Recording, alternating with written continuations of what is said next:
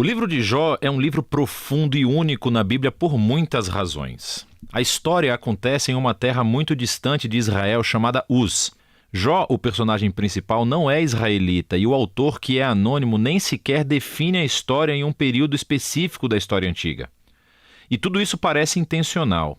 É como se o autor não quisesse que nos distraíssemos com questões históricas, para nos concentrarmos simplesmente na história de Jó e nas questões apresentadas pela sua experiência de sofrimento.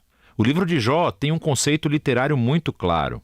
Ele começa e termina com um breve prólogo narrativo e depois um epílogo. E então o corpo central do livro é uma densa poesia hebraica representando conversas entre Jó e 4 parceiros de diálogo chamados de amigos. E essas conversas são concluídas por uma série de discursos poéticos dados por Deus a Jó. Vamos nos aprofundar e descobrir como tudo isso funciona. No prólogo, conhecemos Jó e aprendemos que ele é um homem íntegro e honesto que honra a Deus. Ele é um cara muito bom. E então, de repente, somos transportados para os reinos celestiais e Deus está na corte em sessão aberta com a sua equipe. É uma imagem muito comum no Antigo Testamento que descreve como Deus governa o mundo. Entre os seres celestiais está uma figura chamada Satanás, que em hebraico significa o acusador ou o promotor. E é como se estivéssemos assistindo uma cena no tribunal. Deus apresenta Jó como um homem verdadeiramente justo e o acusador desafia a política de Deus de recompensar pessoas justas como Jó. Ele diz: a única razão pela qual Jó lhe obedece é porque você o abençoou com prosperidade. Deixe Jó sofrer e vamos ver se ele realmente é justo. E então, Deus concorda em deixar o acusador trazer sofrimento na vida de Jó. Agora, é nesse ponto da história que a maioria de nós se pergunta: o quê? Por que Deus fez isso? E daí assumimos que esse livro vai responder a essa pergunta. Por que Deus permite que pessoas boas sofram? Mas o livro não responde a essa pergunta. Nada no livro responde a essa pergunta. O prólogo estabelece as questões profundas que esse livro está tentando responder. Pergunta sobre a justiça de Deus e se Deus opera o universo estritamente de acordo com o princípio da justiça. A resposta a essas perguntas vem quando você lê o final do livro, não o começo. A razão do sofrimento de Jó nunca é revelada. Assim, o prólogo é concluído com o sofrimento de Jó, que é abandonado por sua esposa e é abordado por 3 amigos que tentam oferecer sabedoria e conselhos. Os seus nomes são Elifaz, o Temanita, Bildade, o Suíta, e Zofar, o Naamatita. E tal como Jó, nenhum deles é israelita. Eles representam as filosofias predominantes do Oriente Próximo sobre Deus, o sofrimento e a condição humana. E isso nos leva para a parte principal do livro. Primeiro Jó fala, e é assim que essa seção do livro funciona. Primeiro Jó fala e depois segue a resposta de um amigo. Então Jó responde ao amigo e outro amigo responde à resposta de Jó. E assim por diante durante 3 ciclos. Todo esse debate se concentra em 3 questões. O caráter de Deus é verdadeiramente justo? Deus dirige o universo estritamente no princípio da justiça?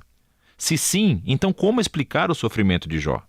Como veremos, Jó e seus amigos partem de uma grande suposição sobre a forma como a justiça de Deus deveria existir no mundo, considerando especificamente que cada detalhe que ocorre no universo deveria estar de acordo estritamente com o princípio da justiça. Então, se você é uma pessoa sábia e boa e honra a Deus, coisas boas acontecerão com você. Deus te recompensará.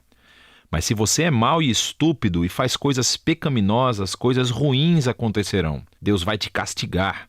O argumento constante de Jó através dos seus discursos é esse. Antes de tudo, ele é inocente, e a implicação disso é que seu sofrimento não é um castigo divino. Agora, através do prólogo, sabemos que ambas as coisas são verdadeiras. Lembre-se que o próprio Deus disse que Jó é justo e irrepreensível. Assim, Jó conclui seu argumento acusando Deus. Ou Deus não comanda o mundo com justiça, ou, pior ainda, o próprio Deus é simplesmente injusto. Os seus amigos, por outro lado, discordam. Seu argumento é que Deus é justo, sendo a implicação que Deus sempre governa o mundo nos moldes da justiça dessa forma. Assim, eles concluem acusando Jó e não Deus. Jó deve ter feito algo muito, muito ruim para que Deus o castigasse assim. Eles até começam a imaginar possíveis pecados que Jó tenha cometido. Jó protesta tudo isso. Na verdade, ele fica tão cansado dos amigos que acaba desistindo deles. Ele leva o seu caso diretamente a Deus. Agora, algo que você deve se lembrar é que Jó está vivendo uma montanha-russa emocional nesses problemas. Ele costumava acreditar que Deus era justo, mas agora ele não consegue reconciliar isso com seu sofrimento. E assim, em alguns momentos, Jó acusa Deus de ser um valentão. Ele declara que Deus orquestrou toda a injustiça do mundo. Mas no momento em que pronuncia esse pensamento, ele fica aterrorizado porque quer ter esperança e acreditar que Deus é verdadeiramente justo. Jó se sente muito confuso nessa parte e, assim, ele faz uma declaração da sua inocência e exige que Deus apareça pessoalmente para se explicar. É nesse momento que um amigo surpresa aparece, Eliú, o Buzita. Ele não é israelita, mas tem um nome hebraico. E Eliú tem a mesma suposição que Jó e os seus amigos. Ele argumenta que Deus é justo e que isso implica que Deus sempre opera o universo de acordo com a justiça. Mas Eliú tem uma conclusão mais sofisticada sobre por que as pessoas boas sofrem. Pode não ser castigo pelo pecado no passado. Deus pode trazer sofrimento como um aviso para ajudar as pessoas a evitarem o pecado no futuro. Ou Deus pode utilizar a dor e o sofrimento para moldar o caráter ou ensinar lições valiosas. Eliú não afirma saber por que Jó está sofrendo, mas uma coisa ele sabe: Jó está errado em acusar Deus de ser injusto. Jó nem sequer responde a Eliú e os diálogos chegam ao fim. É como se a sabedoria dos antigos tivesse chegado ao fim e o mistério permanecesse. Então, de repente, Deus aparece em um redemoinho e responde a Jó pessoalmente. Ele primeiro responde à acusação de Jó de que ele é injusto e incompetente em administrar o universo. Então Deus leva Jó em um passeio virtual para conhecer o universo e ele começa a fazer várias perguntas sobre a ordem e as origens do cosmos. Jó estava vivo quando Deus criou a Terra ou organizou as constelações? Jó alguma vez comandou o nascer do sol ou controlou o clima? Deus controla todos esses detalhes cósmicos que Jó nunca imaginou.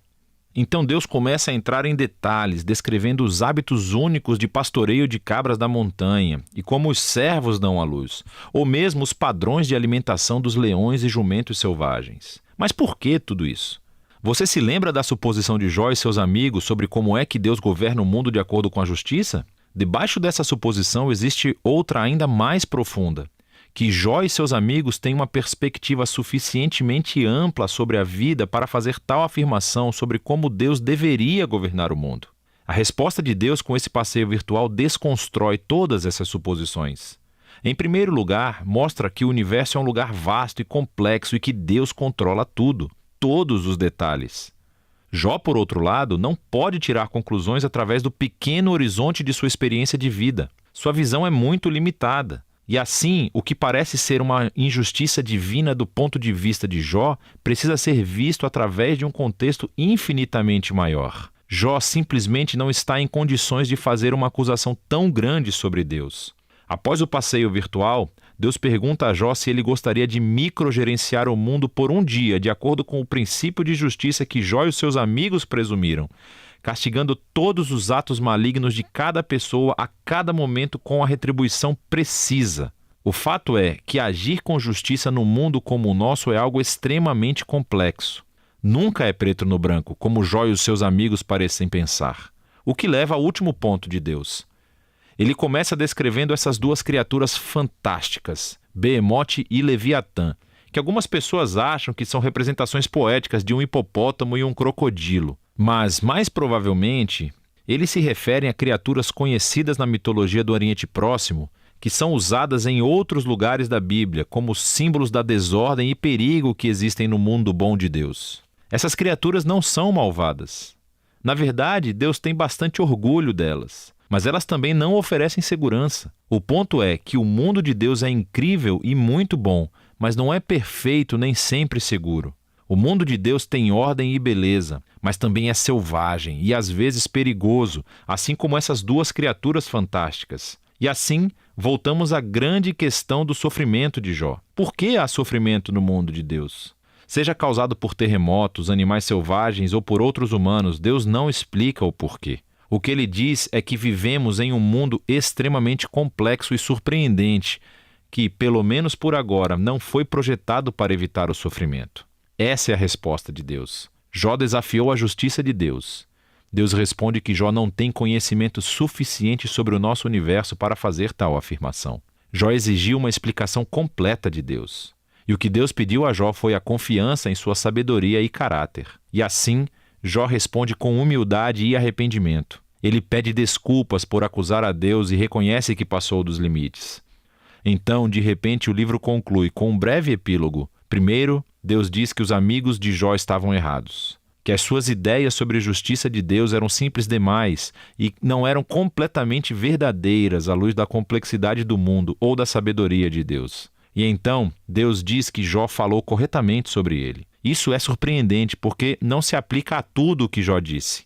Quer dizer, sabemos que Jó tirou conclusões precipitadas e erradas, mas ainda assim Deus aprova a luta de Jó. Como Jó veio honestamente diante de Deus com toda a sua emoção e dor e simplesmente queria falar com o próprio Deus.